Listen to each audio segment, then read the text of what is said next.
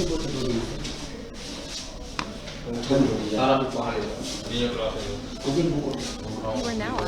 Evening. I am sorry करेंगे guys, ma'am. आज मैं थोड़ा लेट हो गई। No issue.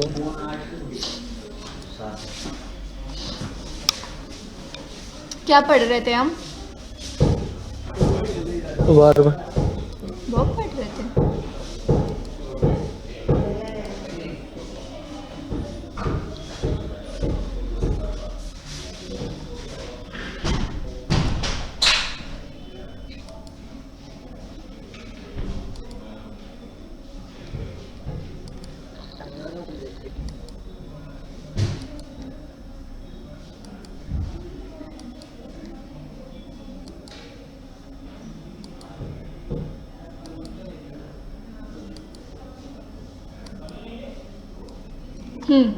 We need to start from here. Okay. So fill in the blanks हमने कर ही लिया है ना। अब यहाँ पे 10 क्वेश्चंस हैं, accordingly you need to answer.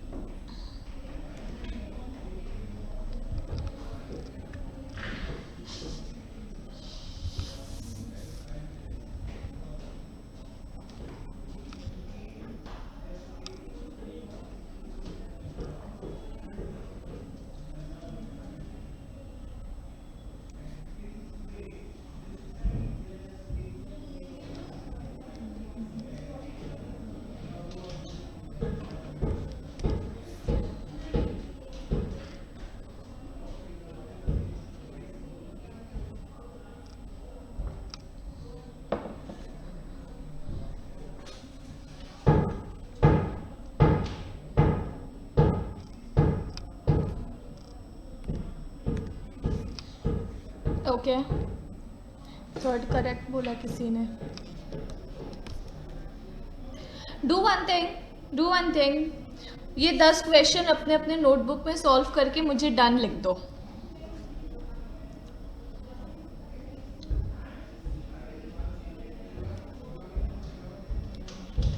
और थोड़ा जल्दी लिखना।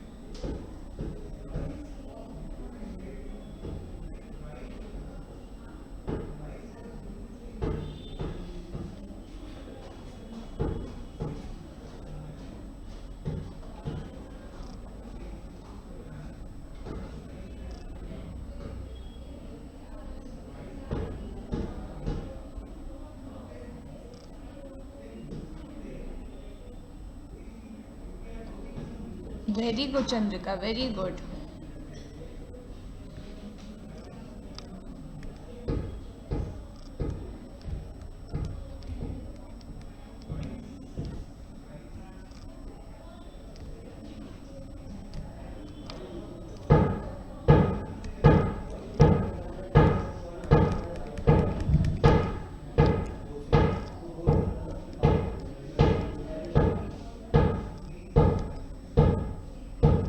मैम ऑफिस में कोई काम चल रहा है क्या? आवाज आ रही है ना? हम्म। वेट, तुम लोग सॉल्व करो, मैं इसको सॉर्ट आउट करके आती हूँ।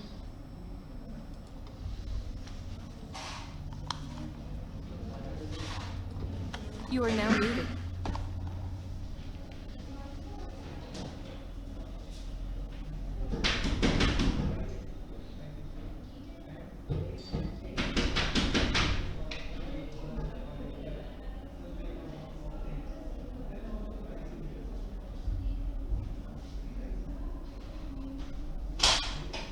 ये दुनिया की सारी खटखट मेरी क्लास के टाइम पे ही करेंगे और मेरी सर पे चढ़ के करेंगे। ये खटखट नहीं कर रही, यहाँ पे वाला ऊपर देख करो कौन भाग रहा है, उसको मना करो तो मेरी क्लास के बाद करेगा तो करना है।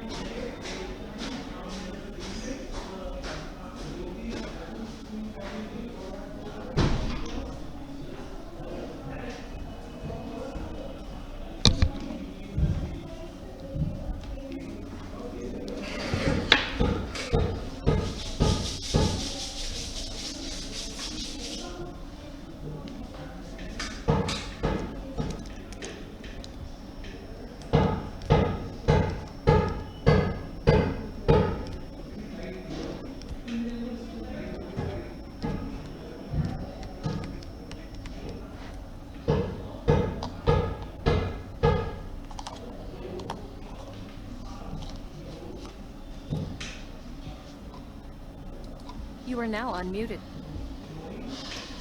हे भगवान, इतनी देर से मैं इसको सेट कर रही थी, उसके बाद जैसे ही मैंने सेट किया वैसे ही अनमोल आ गया। उफ।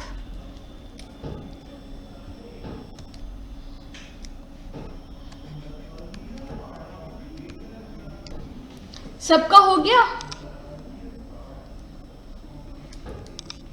अब जिसका नाम का फर्स्ट लेटर जहां पर लिखा हुआ है वो उस क्वेश्चन नंबर का आंसर दे दो। और यहाँ पर ये जो पहला वाला ए है that is for me, A for Anjali, और दूसरा वाला ए एन जो है डैट इज फॉर अनमोल।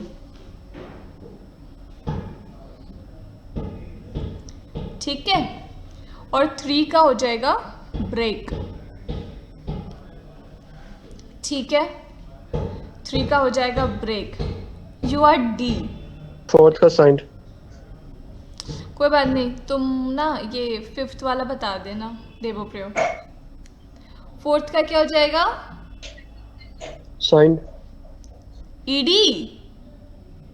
हाँ जी। अच्छा, श्योर? श्योर तो हम हैं, पर लास्ट में गलत ना हो जाए बस। नाउ अनमोल का हो गया पेंटेड।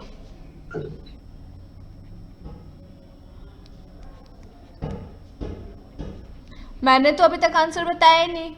मेरा आंसर है डू। ये तुम लोगों को नहीं पता था ना, इसीलिए 1 मैंने ले लिया था, सबसे डिफिकल्ट वाला। ओके, 5 का two wait. Ma'am, hmm, so so the individuals that are marked in the question, they are supposed to answer that only, right? Because Yeah. mine answer was also do in the first one, and for the second one it's painted, and for the third one it's and like we have solved all the questions in the notebook, right? Here Okay. the particular individual will give the answer. If it is correct, then I'll also say it's correct. If it is wrong, then I'll correct it, and accordingly you will check your answer and you'll give me your score out of 10. okay. So in the after the 10th question is done, you'll be giving all the answers, right? Yeah, of course. And if Okay. and if all the answers are correct, I'll say all are correct. Simple. Okay. Okay. What about the 6th one? Indraneel, come on. इतना समय कौन लेता है? Rohan 7, Smita 8, Tanishq 9, Yashika 10. 8 is 2 sign.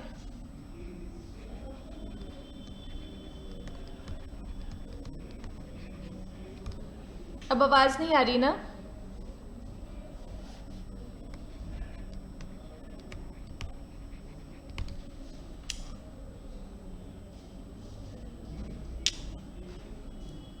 Tennis compensate, ठीक है। इंद्रनील भी कह रहा है वॉश होगा। अब बस एक ही बच्चा बचा है। Tanishq come on, answer. But ये तो कभी कुछ बोलता भी नहीं है क्लास में। आई डोंट नो उसको मेरी आवाज़ भी सुनाई देती है या नहीं। Hello hello, can you hear me? Hello, कोई भी बता दो 9th का आंसर।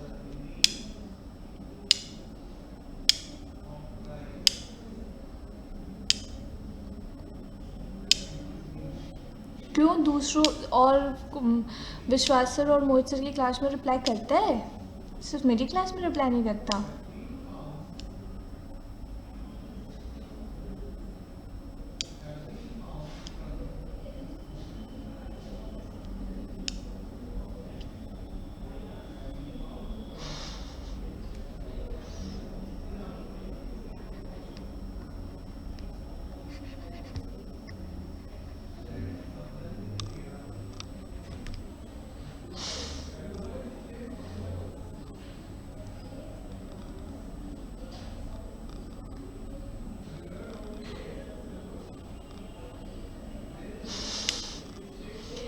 ओके, कोई बात नहीं, इट्स ओके तनिष, कोई बात नहीं. If you feel like answering you can answer, if you don't feel like answering then also it's okay, कोई बात नहीं.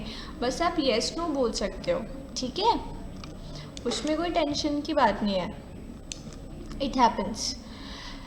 तो तुम लोगों ने जो आंसर दिया है उसमें 1 करेक्ट है, 2 भी करेक्ट है, 3 भी करेक्ट है, वाओ, 4 भी करेक्ट है, 5 is also correct,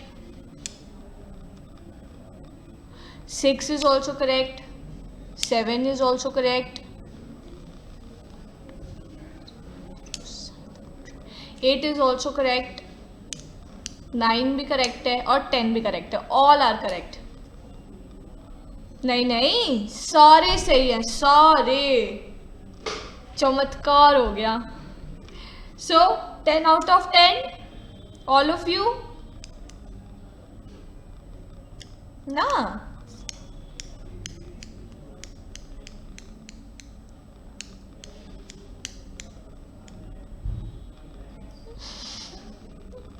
मार दो यार, कोई तो उसे मार दो पकड़ के.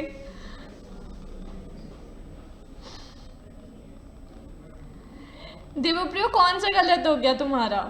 बाकी तो मुझे मैम, हाँ the third one, like to me, it seemed correct. Like, why should we had. think the name? Had मतलब हैव का फॉर्म, और उसके बाद Yeah. हिज सन्स लगा हुआ है, तो his sons is what, doer of the action. तो डूअर ऑफ द एक्शन जब होता है तब वर्ब का फर्स्ट फॉर्म यूज करते हैं ना. Okay, so what is this shaded thing in between? Two. Oh, acha, so in that way, mine is correct only. Like, yeah, I'm going with this only because I think what is like I didn't know that there is a two or something of that sort. I had marked देखो it earlier. Okay,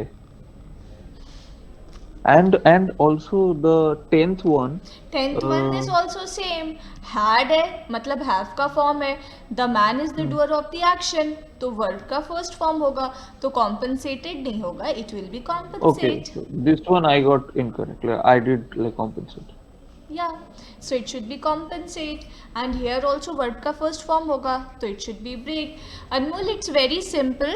जब causative verb have होता है और उसके बाद आने वाला जो object होता है, if that object is doer of the action, तो हम क्या करते हैं, उसके बाद आने वाला जो verb होता है उस verb को हम हमेशा verb के first form में रखते हैं, ठीक है. तो यहाँ पर हैड है मतलब पॉजिटिव वर्ब हैवी है ना, हैवी का तो फॉर्म होता है ना हैड, तो इस वजह से अब उसके बाद यहाँ पे देखो जो ऑब्जेक्ट है द मैन या his sons, both of them are the doer of the actions, इसी वजह से यहाँ पे ब्रेक और यहाँ पे कॉम्पनसेट यूज करेंगे. ओके, चलो, तो this is basically causative verbs. I hope causative verbs are clear to all of you ना, है ना, क्लियर है ना सभी को. 3 ही होते हैं और बस यही कंसेप्ट है इसमें, ज़्यादा इसमें कभी भी डिटेल में नहीं आएगा. इतने डिटेल में क्या आना है, यही है ही, तो और क्या ही डिटेल करेंगे इसका. अब देखो, अब है examine the sentences. She likes dancing, I like dancing, she liked dancing when she was young. ना ये तीनों सेंटेंस को एग्जामिन करने बोल रहा है, बट एग्जामिन आप लोग किस बिहाफ पे करोगे, एग्जामिन इस बिहाफ पे करोगे कि यहाँ पे देखो लाइक्स है, यहाँ पे लाइक है, यहाँ पे लाइक्ड है, ठीक है. अब ये जो लाइक है, ये सब्जेक्ट के अकॉर्डिंग क्या हो रहा है, ये सब्जेक्ट के अकॉर्डिंग चेंज हो रहा है, करेक्ट. अब ये जो डांसिंग है, ये जो डांसिंग है, ये चेंज नहीं हो रहा है, जबकि डांस भी वर्ब है और लाइक भी वर्ब है ना. तो बच्चे जो वर्ब सब्जेक्ट और टेंस के अकॉर्डिंग चेंज होते हैं उनको हम बोलते हैं फाइनाइट वर्ब, और जो वर्ब सब्जेक्ट और टेंस के अकॉर्डिंग चेंज नहीं होते हैं उनको हम कहते हैं non finite verb.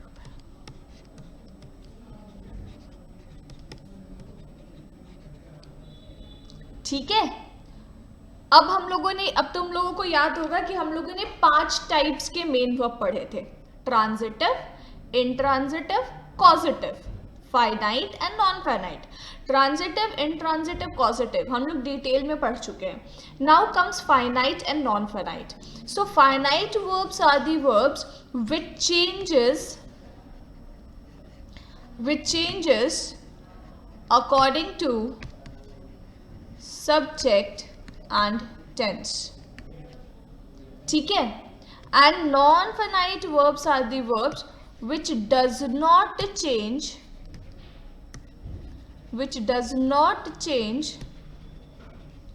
according to subject and tense। ठीक है, यहाँ तक क्लियर है। अब बेटा फाइनाइट वर्ब में ना फर्दर कोई डिफरेंशिएशन नहीं है, बट नॉन फाइनाइट वर्ब्स में है। तो ये जो आपका नॉन फाइनाइट वर्ब होता है, they are further divided into 3 parts. What are the 3 parts? Very good Indranil, क्या बात है इंद्रनील, तो आज छाया हुआ है, पढ़कर आया पूरा। Participle, gerund and infinitives। Now this participle is divided into 3 parts। What are they? What are the 3 parts of participle? अरे यार नहीं, ऐसे कैसे? बहुत अच्छी बात है, मुझे बहुत अच्छा लगा ये देखकर। present participle, past participle and perfect participle। Very good, present participle, past participle and perfect participle। Now this infinitive is divided into,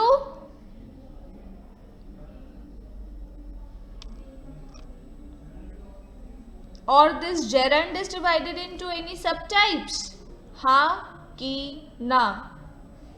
No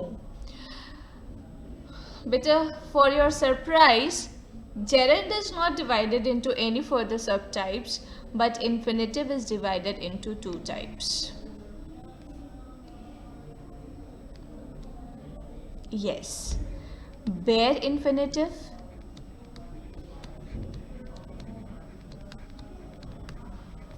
and full infinitive।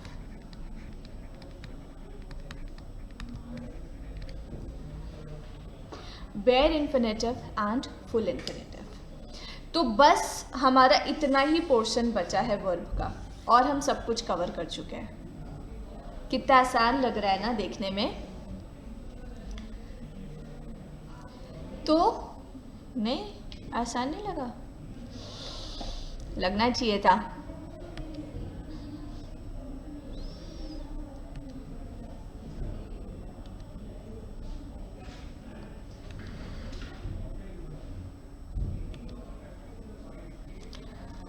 Participles ऐसे होते हैं जो adjective as well as verb की तरह behave करते हैं। ये ना हम बहुत बार पढ़ चुके हैं, थोड़ा जल्दी जल्दी पढ़ाऊंगी मैं, ठीक है।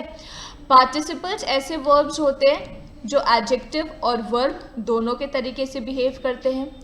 इन्फिनिटिव्स ऐसे वर्ब्स होते हैं जो सेंटेंस में नाउन, एडवर्ब और एडजेक्टिव तीनों के तरीके से आते हैं।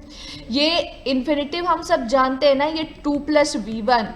This 2+V1 can be used as a noun, can be used as an adjective and can be used as an adverb।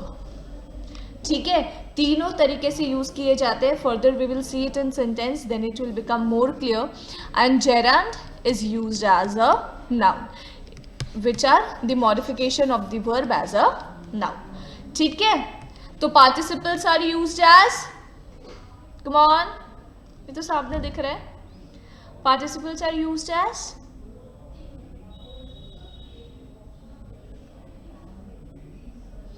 Adjective and verb. What about infinitives? Infinitives are used as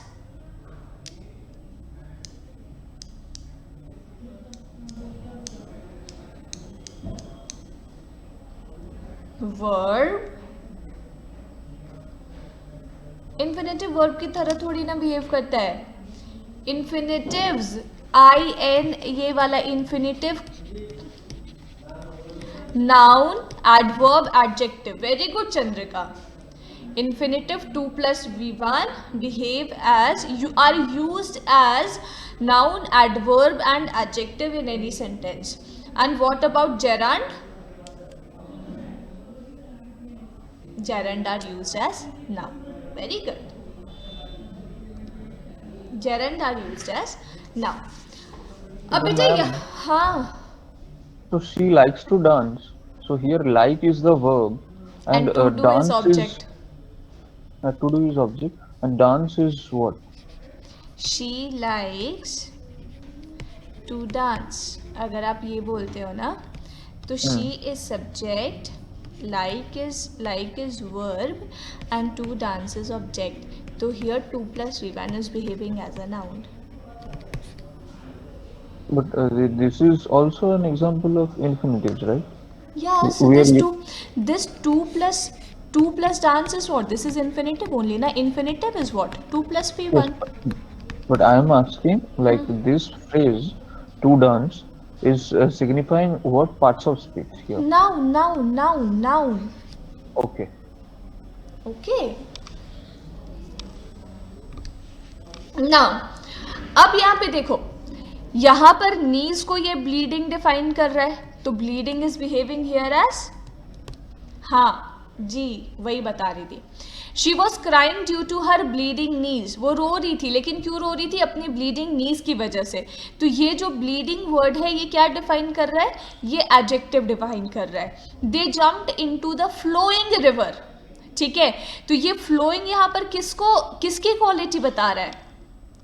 flowing यहाँ पर किसकी quality बता रहा है? River की quality बता रहा है. तो यहाँ पे फ्लोइंग भी क्या है?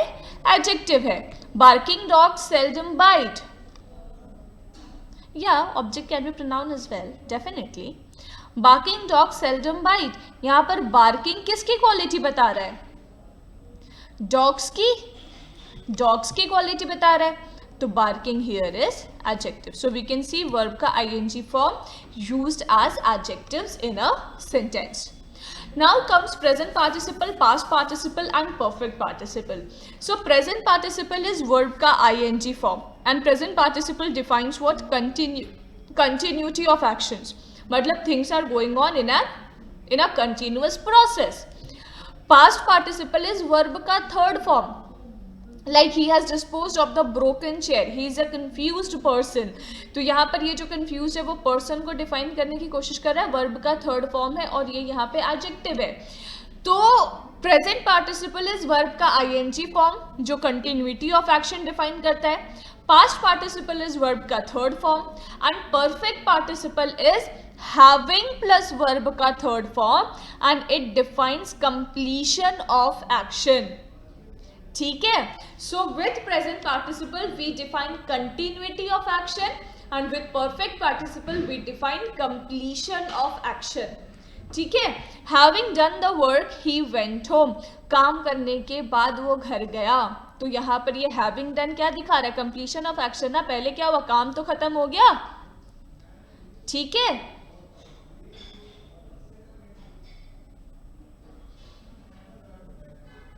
हाँ मतलब नहीं, फेल डाउन नहीं, डिस्पोज का मतलब होता है फेंक देना, मतलब not in use, not using. Okay. Having taken lunch he went to work. पहले खाना खाया, कंप्लीट हुआ वो काम, फिर वो वर्क पर गए. तो जहाँ पर भी आप हैविंग प्लस वर्ब का थर्ड फॉर्म लगाओगे ना, ये ध्यान रखना कि वो वहाँ पर कंप्लीशन ऑफ एक्शन डिफाइन करेगा. ठीक है ना.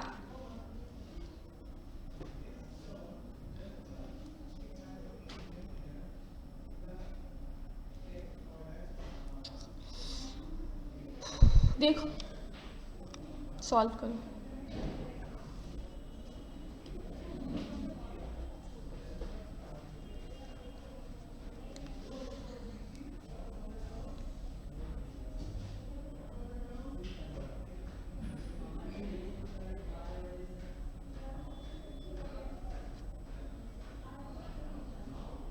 वेरी गुड,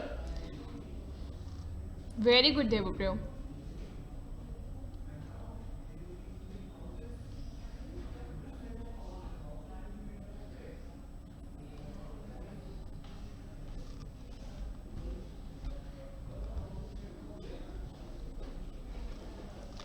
चंद्रिका, देवप्रियो और इंद्रनील के अलावा बाकी बच्चे करते क्या? चुपचाप बैठ के देखते रहते हो, बोर नहीं होते? कुछ लिख भी लो, कुछ बोल भी लो.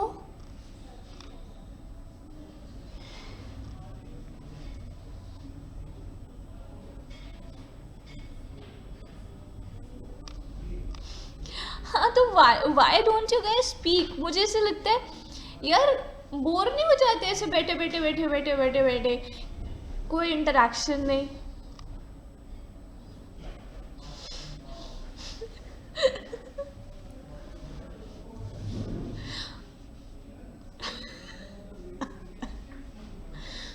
कोई बात नहीं, तुम भी लिख दिया करो, क्या पता है डिफरेंट आंसर हो.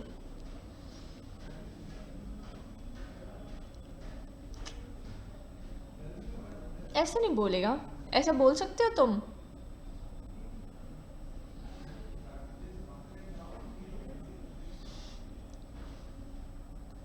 देवप्रियो, आप ऐसा बोलते हो कि याशिका चीटिंग कर रही है? I don't know why after that koi nahi thinks she is after me. I don't know why. She always like crack something. She always like does thing. But yeah, I know that she does not mean any harm. She's just like kidding with me. She does that always. So yeah. After that Koine incident, Yashika, what is the problem with that? But I think you also started saying na koi na, jaise you said it today as well. Yeah, like I've learned something. What's the point of learning if I can't flaunt it? Oh, why actually not? मुझे बात मिल गई है ना, तो उस बात के बाद से मेरी अगर देवप्रिय से वैसे भी बात होती है कोई टॉपिक के ऊपर या किसी चीज को लेकर, और कभी भी ऐसा आ जाता है कि मुझे कोई बात नहीं लिखना है, तो मैं कोई नहीं लिखूंगी, फिर ब्रैकेट में कैप्स लॉक दबा के कोई बात नहीं पूरा लिखती हूँ. तो वो कहते हैं तुम्हें हमेशा मजे लेने होते हैं. सही है, सही है. Have fun, enjoy, enjoy. वैसे आई गेस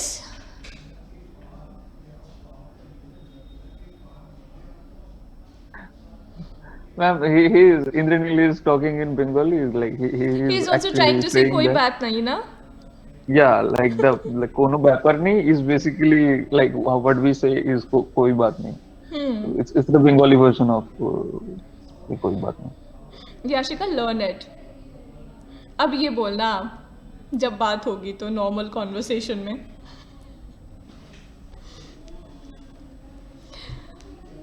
हमने सीख लिया, तुम जो सिखाओगे हम सीख लेंगे, बस तुम मत सीखना इंग्लिश. सो पॉइंट इज यहाँ पर क्या है कि सेकेंड सेंटेंस करेक्ट है और पहले सेंटेंस में it will be like having taken, and in third sentence it will be having eaten. Why so? बेटा जो कंटेक्स्ट है सेंटेंस का वो कंप्लीशन ऑफ एक्शन डिफाइन कर रहा है कि while taking the exam he went for a movie. यार कोई एग्जाम देते देते मूवी देखने थोड़ी ना जाता है.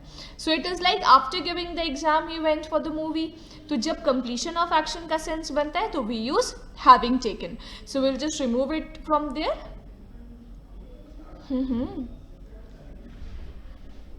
आफ्टर नहीं लगाते ना यहाँ पे परफेक्ट. जब आप ये परफेक्ट पार्टिसिपल यूज कर रहे होते हैं ना तो वहाँ पे हैविंग टेकन लगाते हैं. अब बोल रहे हो कि आफ्टर टेकिंग द एग्जाम अगर हम ऐसा लिख दे तो सेंटेंस गलत नहीं होगा. That's what you are trying to say, no? But बेटा क्या होता है ना कि जब ये एग्जामिनेशन में आता है ना तो ये आपका आता है, ज़्यादातर आपके एग्जामिनेशन में आता है ये सेंटेंस इम्प्रूवमेंट में. और सेंटेंस इम्प्रूवमेंट में आफ्टर वाला आंसर ही नहीं रहता, तो आपको जाना हैविंग टेकन के साथ पड़ता है. मजबूरी है आपकी. ठीक है. अब ये क्या है, बट मैम सेकंड में भी तो हैविंग हो सकता है. कैसे जरा बताना. कभी तुम किताब पढ़ते पढ़ते सोए नहीं हो रात में? और यहाँ पर लिखा है ही फेल एस्लीप इन बिटवीन. तो ये तो दिखा रहा है ना साइमल्टेनियस एक्शन है, पढ़ते पढ़ते बीच में सो गया. Yes, grammatically he is correct and sometimes it is written like this. हाँ इंद्रनील बोलो. बट सेंटेंस से पता कैसे चलेगा कि But- किताब पढ़ने के बाद सोए? नहीं नहीं, देखो आप सेंटेंस को पढ़ो ना कि while reading the book he fail asleep in between. अब ये जो इन बिटवीन है ये तो साफ साफ शो कर रहा है ना कि किताब पढ़ते पढ़ते बीच में ही सो गया. That's what it is trying to say. No, तो जब वो इन बिटवीन यहाँ पर सिग्निफाई कर रहा है ना बच्चे, तो आप इसको तब आपको इसको चेंज करने की ज़रूरत नहीं है. अगर ये होता कि having reading the book he fail asleep, या उस तरीके का कोई सेंटेंस होता है जहाँ पर ये डिफाइन कर रहा होता है कि बीच में नहीं सोया, तो हम उसको बिल्कुल हैविंग रेड द बुक कर देते. ठीक है. हाँ फर्स्ट और लास्ट सेंटेंस में भी तो डिफाइन कर ही रहे, while taking the exam, exam देने के दौरान. बेटा, ये तो तुम्हारा दौरान जो है ये वाइल टेकिंग डिफाइन कर रहा है ना. आई एम सेइंग कि these sentences are not contextually correct. Okay, they are not contextually correct. Exam देने के दौरान ये बोल रहा है तो ये कंटेक्चुअली करेक्ट नहीं है. That is the reason we are changing it and making it contextually correct. ठीक है. And in a similar manner we are making it having eaten. But ma'am मतलब दोनों सेंटेंसेस में सेम नहीं हुआ, दौरान और बीच में. कौन से दोनों सेंटेंस में? वाइल टेकिंग और हैविंग टेकन में? नहीं मैम, वाइल ईटिंग या जैसे वाइल रीडिंग था ऊपर, वाइल टेकिंग सॉरी, और जो सेकंड सेंटेंस है while reading the book he fail asleep in between. तो अगर वाइल रीडिंग भी तो वही चीज डिफाइन कर रहा है जो इन बिटवीन डिफाइन कर रहा है. इन बिटवीन डिफाइन कर रहा है, बट वो सिग्निफाई कर रहा है कि इन बिटवीन वहाँ पे पर्टिकुलरली उसको एम्फसाइज कर रहा है कि बीच में सो गया, पढ़ते पढ़ते सो गया, पढ़ते पढ़ते बीच में सो गया. सुपरफ्लुअस नहीं बना रहा सेंटेंस. कंटेक्चुअली का मतलब क्या हुआ? कंटेक्चुअली का इस मतलब ये context होता है, में। कंटेक्चुअली और ग्रामेटिकली करेक्ट. कंटेक्चुअली का मतलब ये होता है कि जो कंटेक्स्ट वहाँ पर लिखा हुआ है that should make sense. But यहाँ पे जो कंटेक्स्ट लिखा हुआ है it is not making sense for me. कि while eating the exam he went, sorry while taking the exam he went for movie. कि भाई मूवी देखते देखते वो एग्ज़ाम देने चले गया, सॉरी एग्ज़ाम देते देते वो मूवी देखने चले गया. मेरे ख्याल से कंटेक्स्ट शुड बी लाइक कि एग्ज़ाम देने के बाद वो मूवी देखने गया. और जब कंप्लीशन ऑफ एक्शन डिफाइन करते हैं तो वो हम वाइल से डिफाइन नहीं करते, वो परफेक्ट पार्टिसिपल से डिफाइन करते हैं. So that is the reason we are changing it into having taken. ठीक, okay.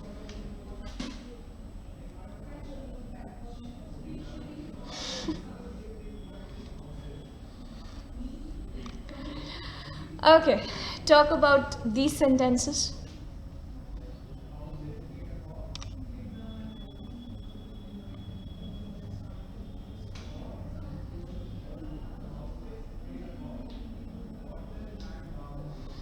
While walking?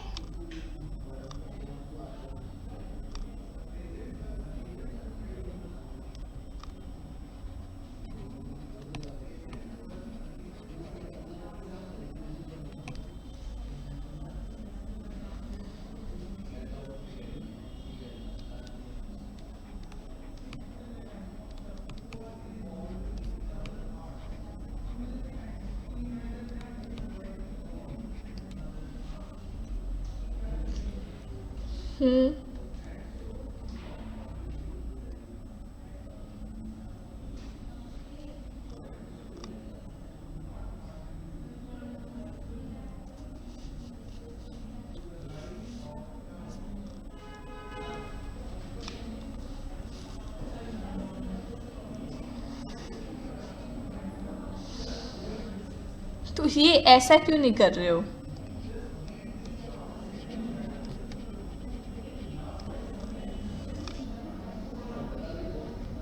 Why you're changing the whole sentence?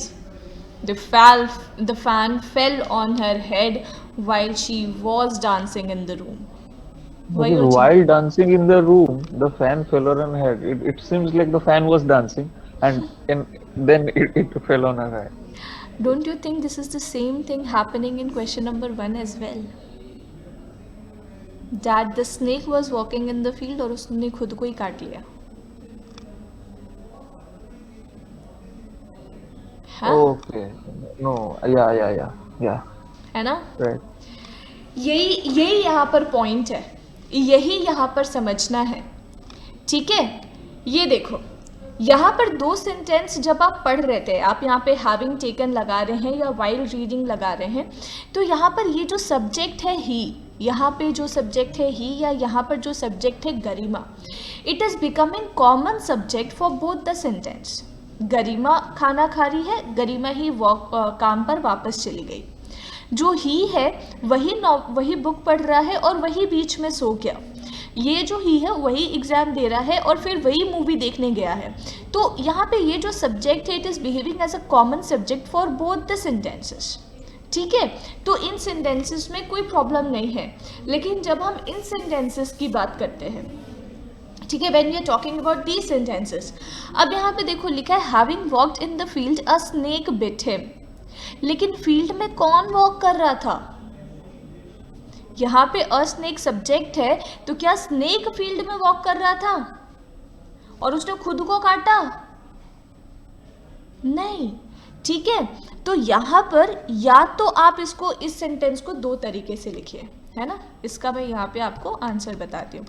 आप इसको 2 तरीके से लिख सकते हैं. फर्स्ट इज कि while he was walking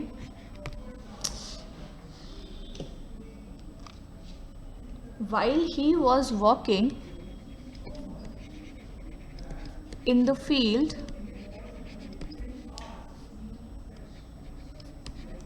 a snake bit him. Or you can write it as while walking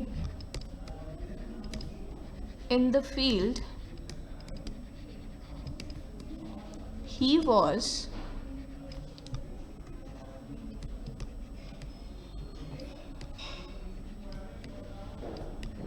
bitten by a snake. ठीक है, या तो आप यहाँ पर सब्जेक्ट को दोनों सेंटेंस के लिए कॉमन बना दीजिए या फिर आप यहाँ पर इंडिविजुअल सब्जेक्ट लगाइए. क्लियर? Ma'am, हाँ. ma'am, generally what we try to do, like we tend to introduce the minimalistic changes that we can introduce in a sentence to get it in a correct form, right?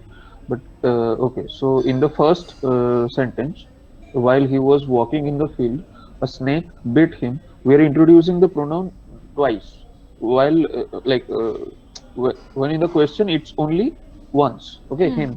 And in the second one we are changing a voice, like we are like converting an active to passive. So like from your viewpoint, which of the two you think should be preferable than the other? My point of view doesn't matter. Actually, when the sentence will come in error detection, suppose it's like this. ठीक है, it's like this. So definitely you will go with option number A. Correct. And if this sentence is in sentence improvement, okay, if this sentence is in sentence improvement and this part is given in bold, or suppose this part is underlined, then you need to change it like this. And if it is not, and if that part is not underlined and this part is underlined, then you cannot do anything. You will have to change it like this. है ना? अगर मान लो वो तो मेरे view point matter ही नहीं करते ना, वो तो एग्जामिनर आपसे जैसे पूछेगा वैसे बताओगे. If it is an error detection, definitely this part is the error.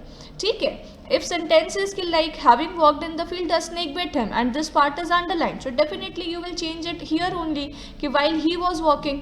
definitely you'll do that. And if sentence is like this कि भाई while wait huh and if sentence is while walking in the field, while walking यहाँ पर ऐसे उन्होंने कर दिया in the field a snake bit him and this part of the sentence is underlined, so definitely you will change the voice. Okay, so answer will be according to the question asked, so that is the reason I am giving you all the possibilities through which you can make it correct. Clear to everyone now? Yeah, like I didn't have the, like while asking you this question, I didn't have the concept of sentence, like I didn't think that sentence improvement might also be there where we can't rule out any possibility.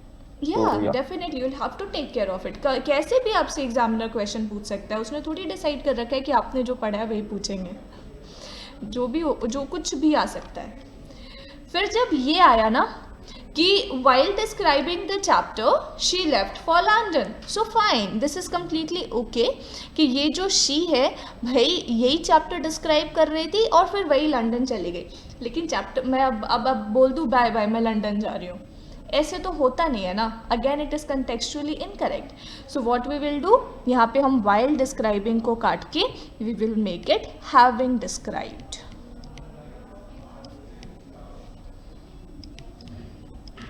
ठीक है.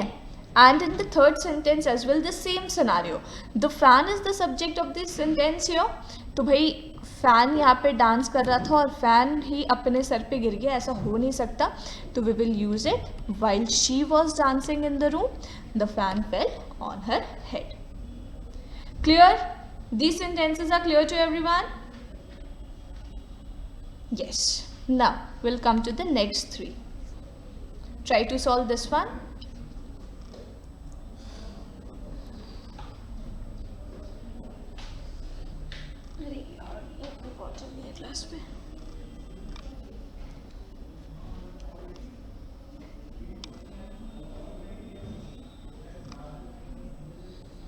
Okay. While he was crossing,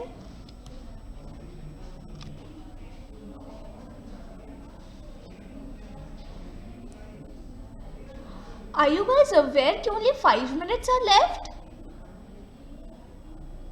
आज time Yes, कुछ ma'am. ज्यादा जल्दी खत्म नहीं हो गया?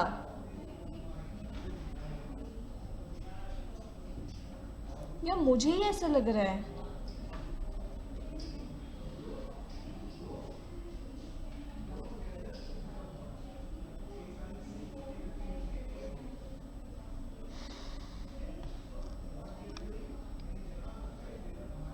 थ्री वाला फनी लग रहा है, क्यों?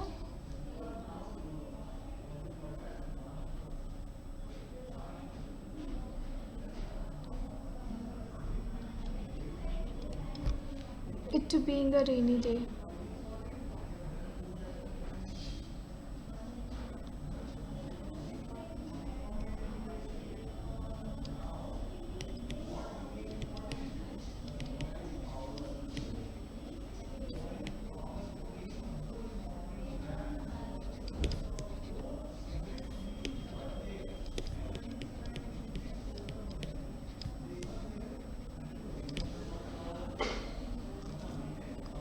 The thief was arrested by the policeman. Perfect. हाँ हाँ बिल्कुल, नहीं तो क्या nobody बारिश है, nobody rainy day है, नहीं ना. तो दोनों में इंडिविजुअल सब्जेक्ट लगेगा ना. अभी तो सिखाया कि सब्जेक्ट लगाते हैं individually in a similar Ma'am? Man. हाँ We can't like allow, like since it's a rainy day, we can't introduce that much of changes, right? So we will just use it here, है ना. It being a rainy day, nobody came to the dance classes. ये तो third sentence is understood by everyone. I don't know कि यहाँ पर सबने he was क्यों बोला यार. यहाँ पे old woman बेचारी गई है तो Yeah, she then होना I चाहिए later था ना. figured it out and then I like typed अच्छा she you also. corrected it. Okay, I Yeah. missed it. तो आई वॉज लाइक कि सबने ही क्यों बोला. Okay fine. सो अगेन यहाँ पे सब्जेक्ट मिसिंग था तो हमने इसको शी वॉज कर दिया. यहाँ पे सब्जेक्ट मिसिंग है तो हमने इट कर दिया. और यहाँ पर हमने सब्जेक्ट को कॉमन बना दिया for both the sentences. Okay. अरे नहीं बाबा, अब क्या मेल डोमिनेटिंग। दीपक भी बताओ, सिर्फ इन मैम एक बार लास्ट 3 सेंटेंसेस का आंसर बता दो please. Having walking in the field वालों का। अच्छा, इसके पहले वाले का, इसका फर्स्ट का आंसर होगा, इसका फर्स्ट का आंसर होगा while she was walking in the field a snake bit him, या फिर while walking in the field he was bitten by a snake।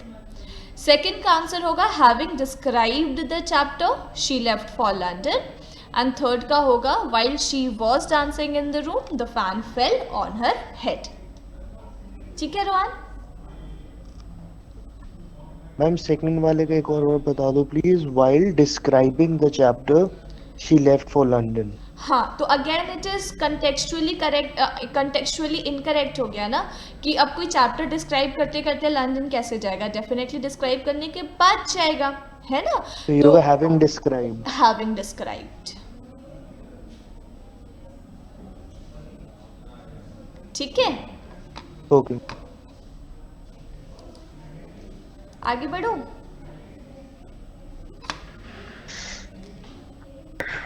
नहीं बढ़ो आगे, रुक गई। अभी टाइम नहीं हुआ है, पूरे 1 मिनट है। इस 1 मिनट की कीमत समझनी होगी तुम्हें। चलो सॉल्व दीज 2 क्वेश्चंस, तो कीमत समझ आ जाएगी।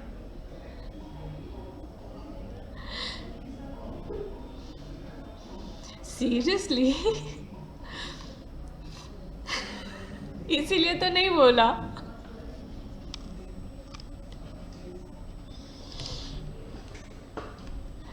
चलो, having been arrested, very good Chandrika, क्या बात है चंद्रिका, पढ़कर आई है आज। And what about the second one?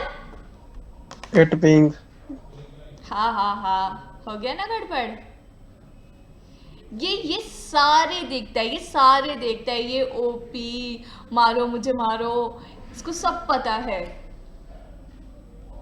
इसे पता है? ये तुम्हारे बेस्ट फ्रेंड को। Indira the tiger. हाँ, मैं मेरे सारे ही फ्रेंड है, बेस्ट फ्रेंड अकेला हो थोड़ी है। ये तो कम्युनिटी बना दी गई है। अब ये तो सबको पता है, मुझे भी पता है, याशिका को भी पता है, देवप्रियो को भी पता है कि इंद्रनील तुम्हारा बेस्ट फ्रेंड है। We all are aware of this now. Misconduct किया गया वहां से। बताती हूँ। नहीं, ये ऑब्जर्व किया गया है हमारे द्वारा। It is an observation. Now no ma'am, it is nothing like. Now I will give the explanation. देखो, अब पहला सेंटेंस को देखो बड़े ध्यान से। यार फोन म्यूट कर लो। Deepak, my boy, please pick up the phone. अब देखो, यहाँ पे लिखा है having arrested the thief was sent to jail। ठीक है, अब थीफ ने खुद को अरेस्ट किया और खुद को जेल भेज दिया, ऐसा तो कोई लॉजिक हो नहीं सकता। तो यहाँ पर हमने क्या किया, हम अगर यहाँ पे सिर्फ बीन वर्ड यूज कर देते हैं ना, तो ये लॉजिक खत्म हो जाता है। किसने अरेस्ट किया ये नहीं पता चल पा रहा है, ठीक है, किसने अरेस्ट किया ये नहीं पता चल पा रहा है, बट ये जरूर पता चल जाता है कि having been arrested the thief was sent to jail, मतलब अरेस्ट करने के बाद उसको जेल भेजा गया। ठीक है, तो sometimes sentences can be corrected in this manner as well, so that is the reason हमने यहाँ पे सिर्फ minimal changes करके sentence को correct कर लिया। अब सेकेंड में जैसे अनमोल का क्वेश्चन है कि साइंटिस्ट कैसे आया कोहिनूर के साथ, तो बेटा बहुत सिंपल सा कंसेप्ट है।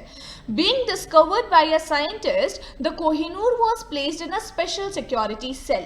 अब ये जो बेटा द कोहिनूर है, this is the common subject for both the sentence. यहाँ पर डिस्कवर क्या हुआ है, कोहिनूर ही तो डिस्कवर हुआ है, और किसको स्पेशल सिक्योरिटी सेल में रखा गया है? कोहिनूर को ही स्पेशल सिक्योरिटी सेल में रखा गया है। तो it is the common subject for both the sentence. इसी वजह से हमें यहाँ पर सब्जेक्ट लगाने की, यहाँ पर हमें कोई सब्जेक्ट आवश्यकता नहीं लगाने है। की कोई आवश्यकता नहीं है। ठीक है, so it is all about the participle part. एक बात और ध्यान में रखना, यहां पर ये जो हमने बीइंग डिस्कवर्ड लिखा है, ठीक है, बीइंग डिस्कवर्ड लिखा है, यहां पर तुम्हारा पास्ट पार्टिसिपल आ गया, वर्ब का सेकेंड फॉर्म आया है, हाँ वर्ब का सेकेंड फॉर्म आया है, वर्ब का थर्ड फॉर्म है, वर्ब का थर्ड फॉर्म आया है डिस्कवर्ड, है ना? नहीं तो बीइंग के साथ, बीइंग तो बेसिकली वो डिफाइन करता है ना तुम्हारा क्या, प्रेजेंट पार्टिसिपल डिफाइन करता है ना, it being a rainy day, ऐसे शो होता है ना। बट यहां पर आप देख सकते हो कि डिस्कवर्ड आया हुआ है विच इज वर्ब का थर्ड फॉर्म। ठीक है, तो ये सिर्फ ये डिफाइन करने के लिए आया हुआ है पास्ट पार्टिसिपल यूज कहाँ होता है और कैसे होता है। ये बस एक लास्ट चीज है जो आप लोग समझ लेना। पास्ट पार्टिसिपल में क्या होता है ना कि जो एक्शन है वो खत्म हो चुका होता है। इन पास्ट पार्टिसिपल एक्शन खत्म हो चुका होता है और कंप्लीशन ऑफ एक्शन के बाद सेकेंड वर्क जो होता है ना, that is the result of first work. Second work जो होता है that is the result of first work. जैसे कि आप देखो, being discovered by a scientist, भाई ये काम कंप्लीट हुआ तभी तो हम उसको स्पेशल सिक्योरिटी सेल में रख रहे हैं, तो ये तो रिजल्टेंट है ना इस काम का। ये वाला जो काम है, this is the resultant of this work. Discover हुआ तभी तो एज अ रिजल्ट उसको स्पेशल सिक्योरिटी सेल में रखा गया। That is what it is trying to define. It will get more clear by the further sentences. The shrunken shirt was removed from the almirah. Why the shirt was removed? Because it got shrunken. है ना? तो यहाँ पे देखो verb का third form use है, ये action हुआ और this action removed from the almirah is the result of the first action. ठीक है, troubled by the traffic he parked his car near the park. भाई क्यों पार्क किया? क्योंकि he was troubled by the traffic. Getting my point? तो past participle में क्या होता है कि वो भी कंप्लीशन ऑफ एक्शन डिफाइन करता है, लेकिन इसमें बस ये होता है कि जो सेकेंड वर्क है ना, that defines the result of first work. ठीक है, lost in my dreams I almost had won the swimming championship, लेकिन वो कब स्विमिंग चैंपियनशिप जीता? Lost in my dream, so this is the result of the first thing. ठीक है, impressed by my dress and looks he ordered a red wine for me. भाई क्यों order किया red wine मेरे लिए? क्योंकि he was impressed by my dress and looks. Okay, so again this is the result of the first thing. ठीक है,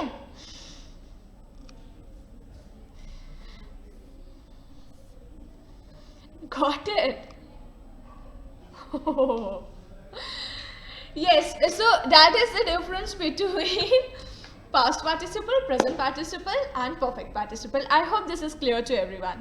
Present participle defines continuity of action, perfect participle defines completion of action, and past participles defines that first action is completed and second action is the resultant of the first action, and accordingly we use it in a sentence. किसी को कोई doubt?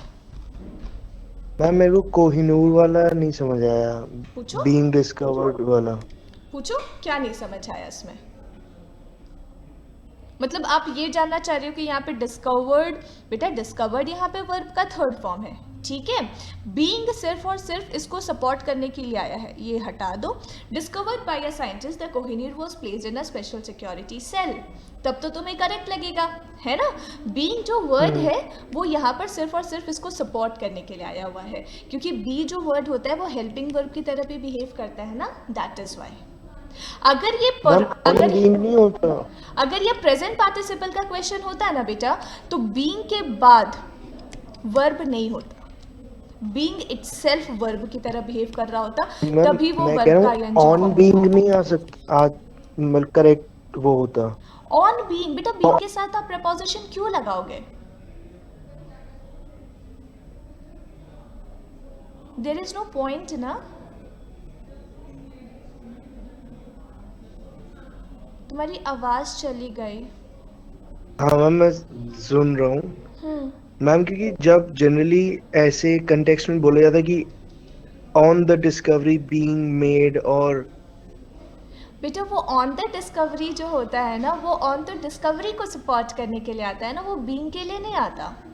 Being, देखो मैं तुम्हें ठीक है। बताती हूँ, पता है क्या होता है, ये सेंटेंसेस ना बहुत एग्जाम में भी कंफ्यूज करते हैं। दो रिस्पेक्ट में ना बीइंग से सेंटेंसेस स्टार्ट होता है। जब भी आप बीइंग से सेंटेंस स्टार्ट करते हो ना, first of all you need to identify that the sentence is in present participle और it is in past participle. ठीक है, सबसे पहले वो आइडेंटिफाई करोगे। वो कैसे आइडेंटिफाई करो? With while reading the sentence you will get to know कि it is defining continuity of action और it is defining completion of action. You will get to know that. After that दो sentences इससे connected होते हैं definitely. तो यहाँ पर आप देख लो कि अगर बीइंग से कभी भी सेंटेंस स्टार्ट नहीं हो सकता because it is a word. ठीक है, तो इसके लिए कहीं ना कहीं सब्जेक्ट प्रेजेंट होगा सेंटेंस में।